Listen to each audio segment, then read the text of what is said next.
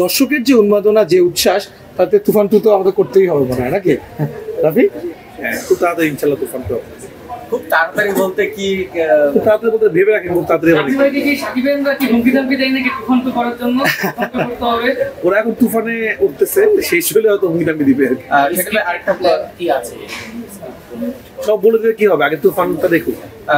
অবশ্যই প্ল্যান, আমরা হুট করে সিনেমার লাস্টে আমরা হয়তো এভাবে লিখে দিই তুফান 2।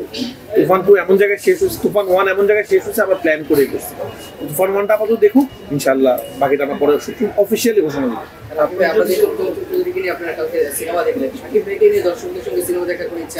দর্শকের সাথে সাকিব ভাইকে নিয়ে সিনেমা দেখা তো সম্ভব না, তাহলে মানুষ সিনেমা দেখবে না, সাকিব ভাইকে দেখবে। এটা কিন্তু অবশ্যই নিয়ে সিনেমা দেখা প্ল্যান আছে। সাকিব ভাই তো সিনেমাটা দেখবে, আপনাদেরকে সব আপনাদেরকে অফকোর্স আমরা খুব তাড়াতাড়ি জানাবো। শাকিব ভাই, আপনার যে কাস্টিং, সেক্ষেত্রে চঞ্চল চৌধুরীর আলাদা একটা দর্শক আছে, শাকিব খানের আলাদা একটা দর্শক আছে, এবং রায়হান রাফির উপরে এখন সিনেমা লিখতে আসে। এই যে তিন মেরু এক জায়গায় যুক্ত হয়ে সিনেমা হলে দর্শক আসছে, এই বাংলা সিনেমার ক্ষেত্রে এই বিষয়টা কিভাবে দেখছেন আসলে? দেখেন, আমরা আমি বারবার একটা কথাই বলেছি যে আমরা ওই কম্বিনেশনটাই ঘটানোর চেষ্টা করেছি। ইনফ্যাক্ট আবারও আমি রাফিকে ক্রেডিট দেব, যখনই আমরা এটা কালেকটিভলি, যখন কোনো একটা এফোর্ট নিয়ে কালেকটিভলি কোনো একটা ইউনানিমাস কোনো একটা ডিসিশন হয়েছে, তখন কিন্তু রাফি সেটা এগ্রি করে গেছে। কারণ দেখেন, শাকিব খানের একটা দর্শক আছে, দেখেন দর্শকটা তো আসলে বড় করতে হয়। ধরেন শাকিব খানের যে দর্শক আছে, আমি বলবো, আমি গতকালকে অনেক দর্শকের রিয়াকশন দেখলাম, জীবনে প্রথম শাকিব খানের সিনেমা দেখেছে, এবং তারা বলছে যে আজকে থেকে আমরা শাকিব খানের ভক্ত হয়ে গেলাম।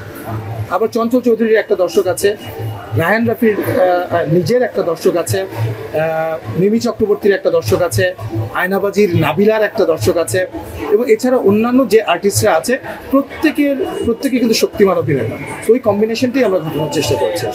শাকিব খান আমাদের প্রেস কনফারেন্সে বলেছে, রাফিকে যদি 500 কোটি টাকা দেওয়া হয়, রাফির তাও কম পড়ে যাবে।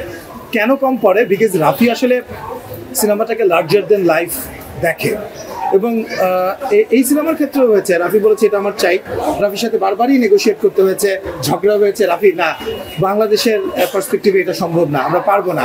রাফি বারবারই নেগোশিয়েট করেছে যে না, এটা আমার চাই। রাফি কিন্তু রাফি নিজের জন্য চায়নি। রাফি একবারও বলেনি যে না শাকিল ভাই, আমার রেমুনারেশন, আমার কষ্ট হচ্ছে, আমাকে একটু রেমুনারেশন বাড়িয়ে দেন, একবারও বলেনি। ও বলেছে যে আমি এই ফ্রেমটাতে এই জিনিসটা দেখতে চাই। তো এটা তো সাধারণ দর্শকের জন্য, সো সিনেমাটার জন্য, সো সেই জায়গাটা তো খুবই পজিটিভ, এবং সেই জায়গায় আমরা আমাদের সাধ্যমতো যতটুকু রেসপন্ড আমরা করার চেষ্টা করছি। আমার মনে হয় রাফি একটু বলুন। এটা এত বড় রিস্ক বাংলাদেশের কোনো প্রযোজক নেবে না, এই রিস্ক আমাদের প্রযোজক নিচ্ছে।